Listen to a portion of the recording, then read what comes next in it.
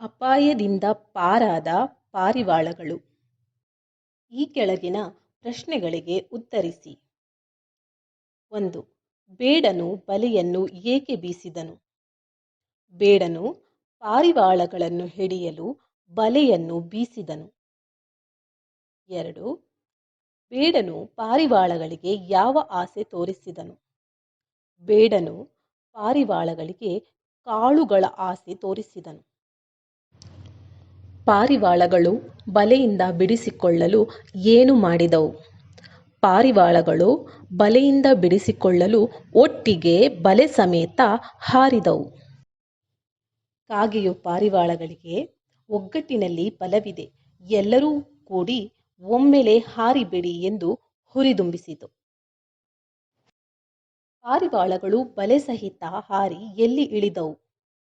ಪಾರಿವಾಳಗಳು ಬಲೆ ಸಹಿತ ಹಾರಿ ಬೆಟ್ಟದ ಸಮೀಪ ಇಳಿದವು.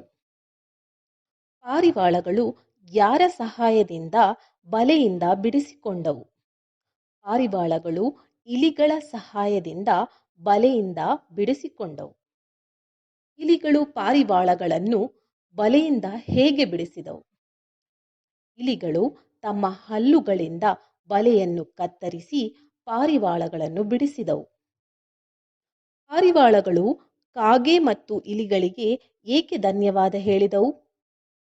ಪಾರಿವಾಳಗಳು ಕಾಗೆ ಮತ್ತು ಇಲಿಗಳಿಗೆ ಸಹಾಯ ಮಾಡಿದ್ದಕ್ಕೆ ಧನ್ಯವಾದ ಹೇಳಿದವು.